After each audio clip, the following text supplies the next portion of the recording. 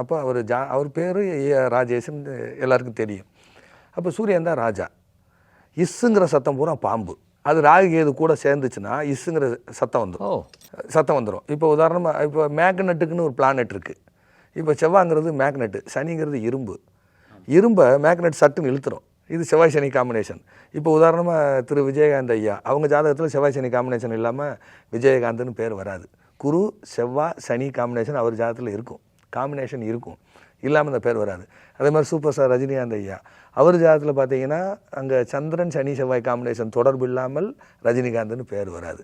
அது பலமாக இருக்கணும். ஏன்னா வேறு பேர்லேருந்து ரஜினிகாந்த் பேர் மாற்றிருக்காரு. அவர் ஜாதகத்தில் பார்த்தீங்கன்னா செவ்வாய் உச்சம், செவ்வாய் மேக்னெட்டு, சனி அவருக்கு 2ஆம் இடத்துல, மகரத்தில் செவ்வாய்க்கு ட்ரையாங்கிளில் அங்கே சனி இருக்கும். அப்போ கூடயே சந்திரன் இருப்பார். சந்திரன் அங்கே சுயசாரம், சந்திரன் தான் ரஜினி, சந்திரன் தான் ரஜினி. அப்போ அந்த ரஜினிகாந்த் அந்த பேர் அங்கே வந்துடும், அந்த ஐயா பேர் அவங்களுக்கு வந்துடும். அப்போ இதை காம்பினேஷன் வச்சு தான் அவரை நான் ஆரம்பித்தேன்.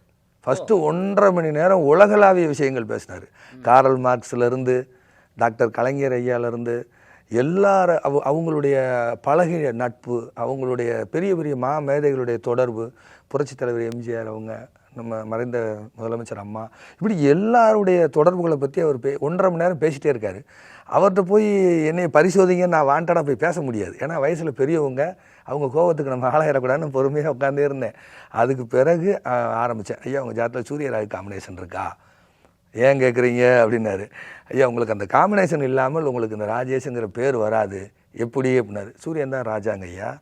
பாம்பு ராகு கேதுங்கிறது பாம்பு எப்படி சத்தம் போடும், புஷ்ஷுன்னு சத்தம் போடும். அப்போ ராஜேஷ்னு பேர் மாறும். உங்களுக்கு அது இருக்கான்னு. ஆமாம், நான் சிம்ம லக்னம், லக்னாதிபதி சூரியன் எனக்கு மூல நட்சத்திரத்தில், அதனால் இருக்குமோ அப்படின்னாரு. ஆமையான்னு. ஸோ இப்படி தான் அவர்கிட்ட இருந்து நான் கொஞ்சம் கொஞ்சமாக அவரை பேசி அந்த 1.5 மணி நேரம் பேசி அதுக்கப்புறம் சொல்லி விடுறேன் அப்படின்ட்டாரு. அவர் உங்களை பற்றி என்கிட்ட சொன்னார். அவங்கள பார்க்கணும் அப்படின்னு நான் ரொம்ப ஆசைப்பட்டேன்.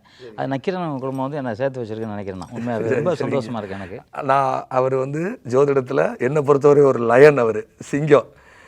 அதுக்கப்புறம் ஒரு சிறுத்தையோட உட்காந்து நான் பேசுகிறேன், ஐயாவோட பேசுகிறேன், அப்படி தான் சொல்லணும்.